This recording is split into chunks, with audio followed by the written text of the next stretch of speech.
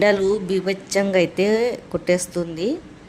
ఇప్పుడు ఫస్ట్ మొదలైంది, ఇంకా 2 నెలలు కూడా పూర్తి కాలేదు. ఇంకా 2 నెలలు అయితే వెనక గ్యాప్ అయితే ఉన్నది. ఎండాకాలం అయితే బయటికి వెళ్ళలేకుండా ఉన్నాము అస్సలకి.